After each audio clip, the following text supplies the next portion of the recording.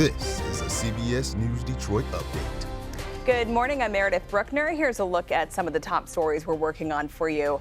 What started with the missing person report is now a homicide investigation. It's unfolding along Edsall Street in southwest Detroit. While officers were talking to people about a missing person, someone approached them saying they had been attacked and that people were dead in a nearby home.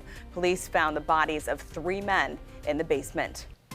In Ypsilanti Township, investigators say a gas leak may have caused the explosion that destroyed part of the EFI factory on Wednesday.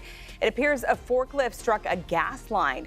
3 people were hurt, and the factory makes industrial inkjets and related materials. We're working to learn more about 2 men killed from exposure to hydrogen sulfide. The men ages 20 and 21 were found in a home in Clyde Township. St. Clair County Sheriff's deputies say the men had been working on a well on the property.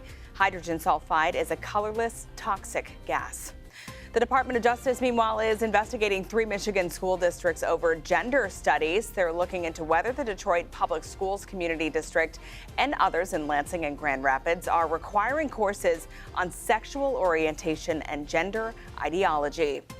Among the big national stories, recovery crews are waiting for weather to clear before searching for the body of a missing skier, presumed dead after an avalanche near Lake Tahoe.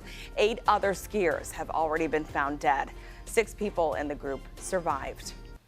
It's day 19 in the search for Nancy Guthrie. Officials are now saying more than one person may have been involved in her disappearance. Police are also reportedly checking out a new ransom note. The White House is rejecting the latest attempt to end the partial government shutdown. The proposal included reforms for ICE and the Department of Homeland Security.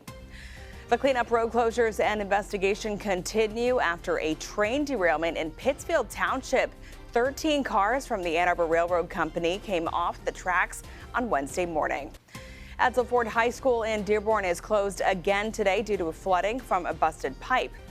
And let's check in now with next weather meteorologist Venus Reed. Good morning, Venus. Good morning. A good foggy morning to you as we continue to see a dense fog advisory for our entire area until noon today, as we see all that dense fog all across our region, stretching from the Ohio Valley or border all the way up to the thumb. So it looks like what we're going to continue to see is very dense fog out there. Then we'll get some rain moving in. Once again, we had some pretty good thunderstorms that moved across parts of the area last night. Severe thunderstorm warnings with those thunderstorms, but it looks like we have more activity building up out of Indiana, and we'll continue to see this activity move in, giving us another chance for some showers, maybe even some rumbles of thunder as we get into the afternoon hours. Temperature-wise, we're sitting in the 30s for most areas, looking at 34 Mount Clemens, 36 Howell, 34 in Monroe, up in Port Huron about 34 degrees. Our temperatures will be going up, actually, as we go through the day.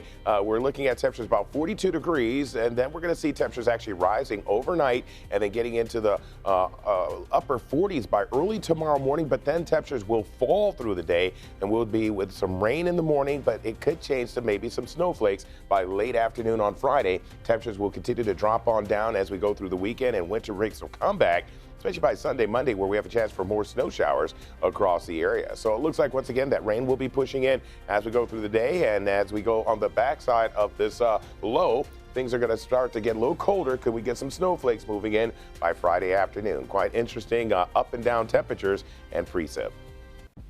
Thanks, Venus. That's a look at your headlines. We'll be back later covering stories that matter to you on air and streaming on the CBS News app and Pluto TV.